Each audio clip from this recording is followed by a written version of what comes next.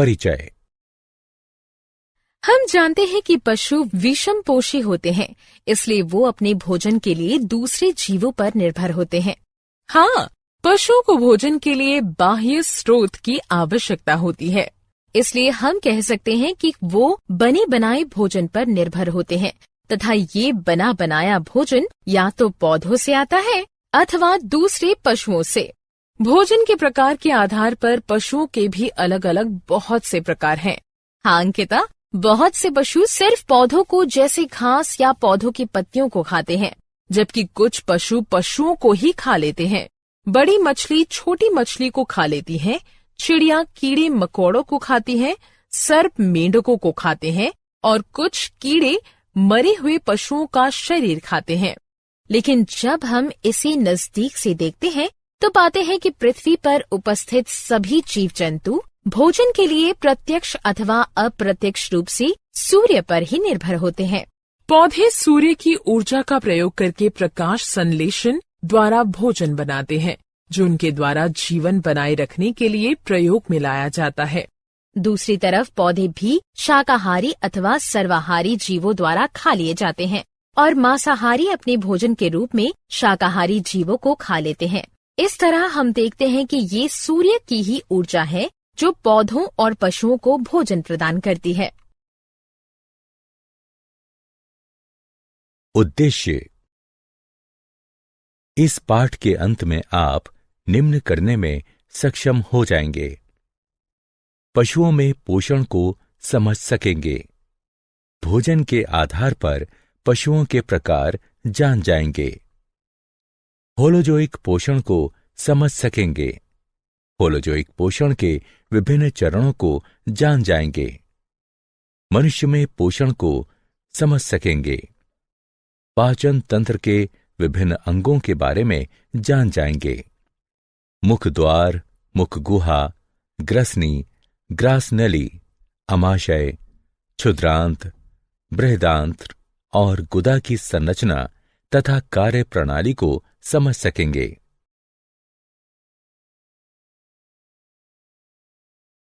विभिन्न पाचन ग्रंथियों का पता लगाइए।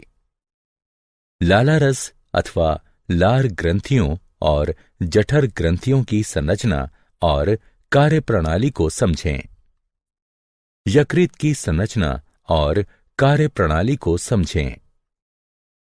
अग्नाशय और आंत्रीय ग्रंथियों की संरचना और कार्य प्रणाली को समझें। पाचक ग्रंथियों के रसायन विज्ञान का अध्ययन करें।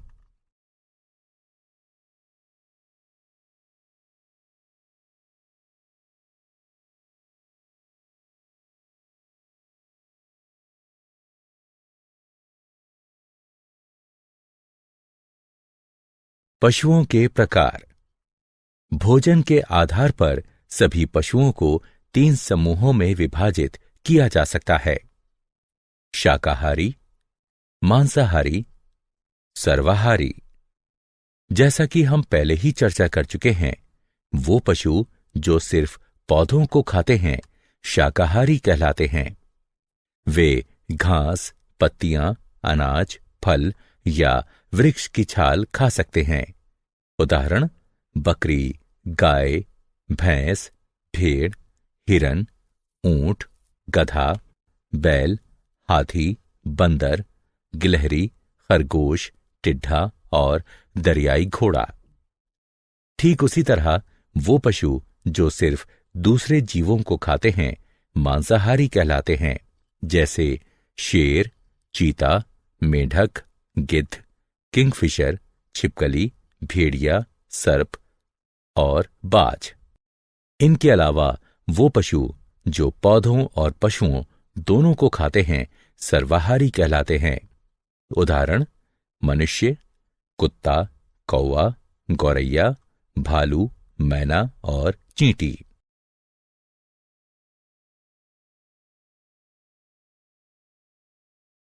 होलोजाइक पोषण।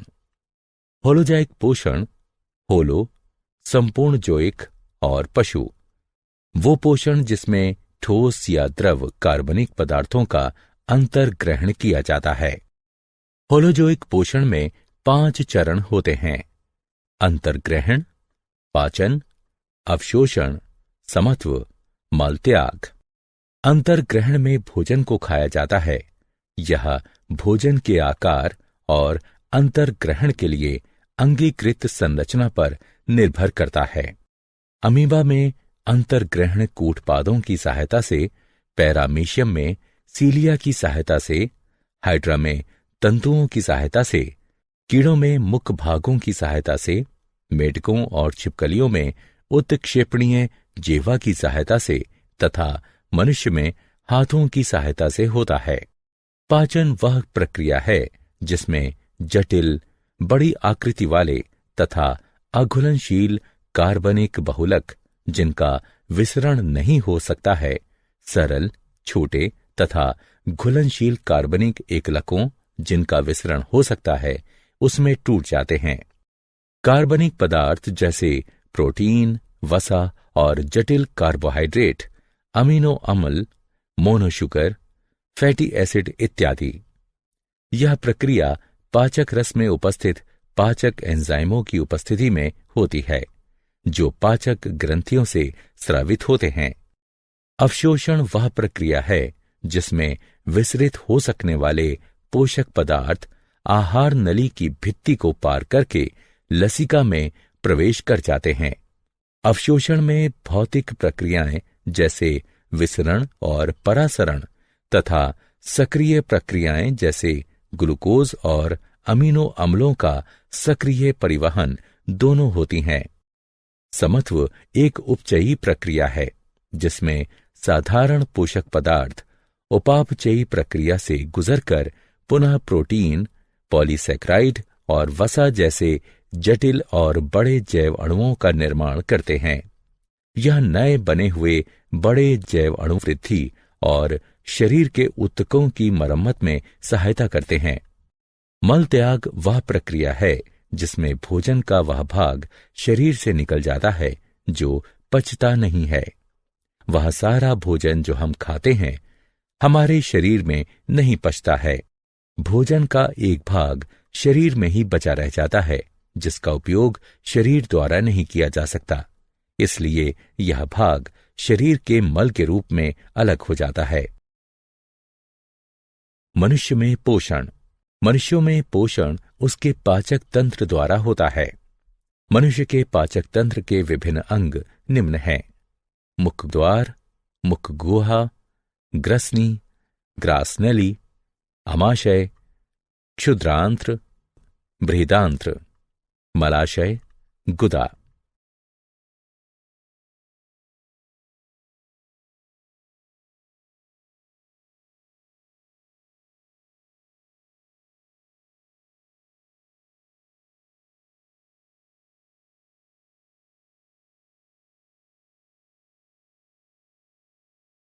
मुख द्वार। मुख द्वार एक अनुप्रस्थ छिद्र होता है जो चलनशील ओष्ठों से घिरा होता है। इसका मुख्य कार्य अंतर्ग्रहण है।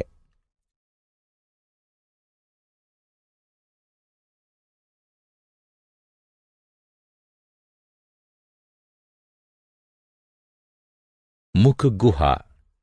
मुख गुहा में दो मुख्य संरचनाएं होती हैं, जिह्वा और दांत। जिह्वा एक मोटी, पेशीय और उत्क्षेपणीय संरचना है जो मुख गुहा के तल पर स्थित होती है। जिह्वा पर स्वाद कलिकाएं होती हैं जो भोजन का स्वाद लेने में, भोजन और लाला रस को मिलाने में तथा भोजन को निगलने में सहायता करती हैं।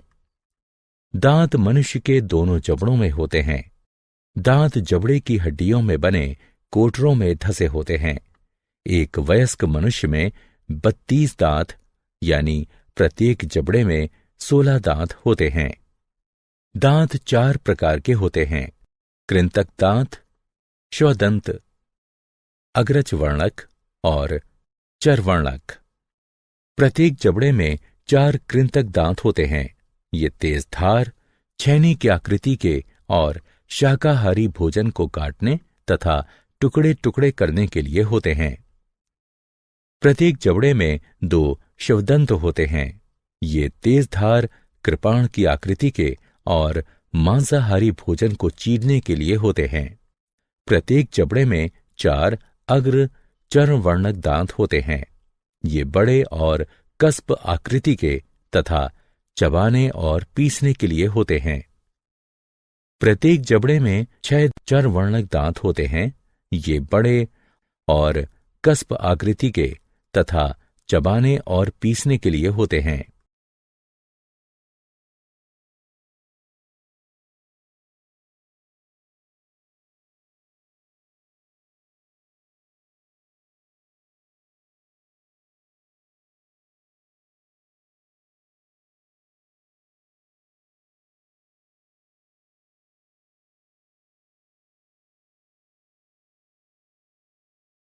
ग्रसनी। ग्रसनी एक कीप जैसी आकृति होती है जहां भोजन और वायु एक दूसरे को पार करते हैं। इसमें 2 छिद्र होते हैं। कंठ द्वार कंठ और श्वास नली में खुलता है। गलेट ग्रास नली में होती है और भोजन निकलने के दौरान खुलती है। ग्रास नली। ग्रास नली पाचन तंत्र का एक लंबी, संकरी और नलीदार भाग है। यह गर्दन और ग्रसनी से अमाशय में खुलती हैं। यह क्रमाकुंचन द्वारा भोजन का परिवहन करती है। अमाशय। अमाशय एक मोटा, पेशीय और जे की आकृति का थैला होता है जो ऊपरी उदर के बाएं भाग में स्थित होता है। अमाशय भोजन के मंथन और पाचन में सहायता करता है। अमाशय में भोजन का 3 घंटे तक मंथन होता रहता है, जिसके कारण भोजन छोटे छोटे टुकड़ों में टूट जाता है और एक अर्धठोस पेस्ट बनता है। अमाशय की भित्ति में 3 नलीदार ग्रंथियां होती हैं, जिनसे जठर रस स्रावित होते हैं। जठर रसों में मुख्यतः 3 पदार्थ होते हैं: HCl यानी पेप्सिन, एंजाइम और श्लेम। HCl की उपस्थिति के कारण पेप्सिन एंजाइम अम्लीय होता है और प्रोटीनों का पाचन शुरू कर देता है। श्लेम अमाशय की भित्ति को उसी के द्वारा स्रावित HCl अम्ल से बचाता है। अमाशय की पेशीय भित्ति भोजन और जठर रसों को एक दूसरे में मिश्रित करने में सहायता करती है। क्षुद्रांत्र। क्षुद्रांत्र आहार नली का सबसे बड़ा भाग होती है। एक वयस्क मनुष्य में यह लगभग 6.5 मीटर लंबी होती है। यह बहुत संकरी होने के कारण क्षुद्रांत्र कहलाती है। क्षुद्रांत्र 3 भागों में विभाजित होती है: गृहिणी, जेजुनम और इलियम। क्षुद्रांत्र वह स्थान है जहां भोजन पूरी तरह से पच जाता है और उसका अवशोषण प्रारंभ हो जाता है। इसमें 2 ग्रंथियों से स्रावित होने वाले रस आते हैं: यकृत और अग्नाशय। यकृत से पित्त स्रावित होता है, जो एक हरा पीला लवण युक्त क्षारीय द्रव होता है, जो वसा का पायसीकरण अथवा उन्हें तोड़ने में सहायता करता है। इसलिए अमाशय से आया हुआ अम्लीय भोजन यहां पित्त द्वारा क्षारीय हो जाता है और वसा भी छोटी छोटी बूंदों में टूट जाती है।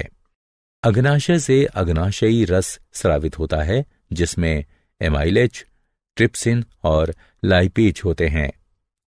एमाइलेज मंड को तोड़ता है, जबकि ट्रिप्सिन प्रोटीन को, लाइपेज पायसीकृत वसा को तोड़ता है। बृहदांत्र। बृहदांत्र क्षुद्रांत्र की तुलना में छोटी और चौड़ी होती है। यह कोलन में जाने वाले भाग और मलाशय में विभाजित होती है। यह मल के निर्माण और उसके अस्थायी भंडारण में सहायता करती है। अधिकतम कशेरुकियों में कोलन पाचन तंत्र का आखिरी भाग होती है। शरीर से बाहर निकलने से पहले यह ठोस पदार्थों में से जल तथा लवण अवशोषित कर लेती है। मलाशय बृहदांत्र का 6 से 8 इंच लंबा भाग होता है। यह ठोस अपशिष्टों का तब तक भंडारण किए रहता है जब तक वो गुदा द्वारा शरीर से बाहर नहीं निकल जाते हैं। गुदा गुदा धड़ के आधार पर स्थित होती है और पाचन तंत्र के अपशिष्ट पदार्थों को शरीर से बाहर निकालने का काम करती है। पाचन ग्रंथियां। इन अंगों के अतिरिक्त कुछ पाचन ग्रंथियां भी होती हैं जो पाचक एंजाइमों को स्रावित करती हैं। ये पाचक ग्रंथियां हैं लाला रस ग्रंथियां, जठर ग्रंथियां, यकृत, अग्नाशय, आंत्रीय ग्रंथियां। लाला रस यानी लार ग्रंथियां। मनुष्य में लाला रस ग्रंथियों के 3 युग्म होते हैं। इनसे लाला रस या लार स्रावित होती है, जिसमें पाचक एंजाइम टाइलिन अथवा लारिये एमाइलेज होता है। लाला रस नलिकाएं मुख गुहा में खुलती हैं। जठर ग्रंथियां। जठर ग्रंथियां आमाशय की भित्ति में होती हैं और जठर रस स्रावित करती हैं।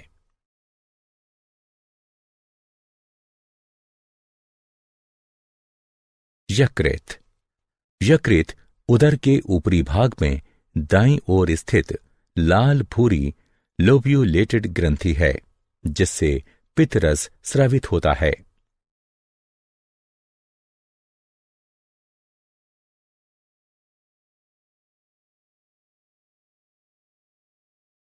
अग्नाशय। अग्नाशय आमाशय के ठीक पीछे स्थित पीले रंग की ग्रंथि है, जिससे अग्नाशयी रस स्रावित होता है। अग्नाशयी नलिका के द्वारा अग्नाशयी रस क्षुद्रांत्र तक पहुंचता है। आंत्रीय ग्रंथियां। आंत्रीय ग्रंथियां क्षुद्रांत्र की भित्ति में स्थित होती हैं और इनसे आंत्रीय रस स्रावित होता है, जिसे सक्कस एंटेरिकस भी कहते हैं। मनुष्य के पाचन तंत्र में कार्य करने वाले एंजाइम। लाला रस में लारिये एमाइलेज होता है, जो मंड को शर्करा में तोड़ देता है। HCl की उपस्थिति में पेप्सिन प्रोटीन का पाचन करता है। पेप्सिन अम्लीय माध्यम में ही सक्रिय हो पाता है। यकृत यानी पित्ताशय का पित्त वसा का पाचन करके उसे फैटी एसिड में तोड़ देता है। यह भोजन को क्षारीय माध्यम में परिवर्तित कर देता है। एमाइलेज मंड को पचाता है। अग्नाशय से ट्रिप्सिन प्रोटीन को पचाता है। अग्नाशय से लाइपेज पाइसीकृत वसा को तोड़ता है। अग्नाशय से दांतों का क्षय। दांतों के क्षय के कारण दंतवल्क और दंत धातु धीरे धीरे मुलायम हो जाते हैं। जब जीवाणु शर्करा को पचाकर अम्ल का उत्पादन करते हैं तो वो अम्ल दंतवल्क के लवण को नष्ट कर देता है और दांतों का क्षय प्रारंभ हो जाता है।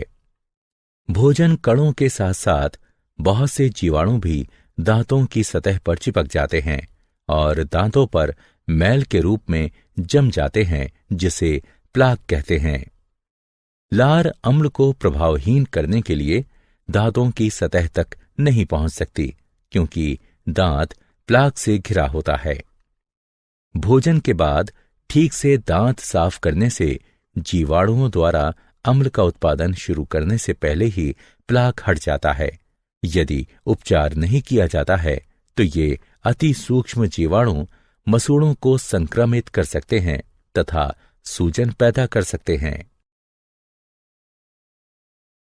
क्या आप जानते हैं, मनुष्य में वर्मीफोर्म, अपेंडिक्स, क्षुद्रांत्र और वृहदांत्र के जोड़ पर स्थित एक अवशेषी नलिका है। वर्मीफोर्म अपेंडिक्स की लंबाई का बढ़ना और उसका सूजना अपेंडिसाइटिस कहलाता है। जठरीय पाचन में लगने वाला समय भोजन की प्रकृति पर निर्भर करता है। कार्बोहाइड्रेट के पाचन के लिए यह 1 से 2 घंटे का होता है, जबकि वसा के पाचन के लिए 5 से 6 घंटे का होता है। सारांश। आइए हमने जो कुछ सीखा है उसे संक्षेप में दोहराएं। विषमपोषी जीव अपना भोजन स्वयं नहीं बना सकते और अपने भोजन के लिए दूसरे जीवों पर निर्भर रहते हैं। पोषण में भोजन का प्रयोग होता है और इसमें अंतर्ग्रहण, पाचन, अवशोषण, समत्व और मल त्याग जैसे चरण होते हैं। अमीबा सर्वाहारी और होलोजोइक है। अमीबा भोजन का अंतर्ग्रहण कूटपादों की सहायता से भोजन को घेर कर करता है। अमीबा में पाचन अंतःकोशिकीय तथा खाद्य रिक्तिका के अंदर होता है। मनुष्य की आहार नली मुख गुहा, ग्रसनी, ग्रास नली, क्षुद्रांत्र, वृहदांत्र और गुदा से बनी होती है। मनुष्य के दांत हेट्रोडोंट होते हैं। भोजन आहार नली में क्रमाकुंचन गति द्वारा नीचे उतरता है। मनुष्य की पाचन ग्रंथियों में 3 युग्म लाला रस ग्रंथियां, जठर ग्रंथियां, यकृत, अग्नाशय और आंत्रीय ग्रंथियां होती हैं। पाचन ग्रंथियों से पाचक रस स्रावित होते हैं, जिसमें पाचक एंजाइम होते हैं। कार्बोहाइड्रेट का पाचन मुख गुहा में ही प्रारंभ हो जाता है, जबकि प्रोटीन और वसा का पाचन अमाशय में प्रारंभ होता है। पाचन क्षुद्रांत्र में पूरा हो जाता है। क्षुद्रांत्र में ही भोजन का अवशोषण भी होता है। दांतों का क्षय स्ट्रेप्टोकोकस म्यूटेंस जीवाणु द्वारा होता है, जो शर्करा युक्त भोजन में किण्वन करता है और कार्बनिक अम्लों का उत्पादन करता है।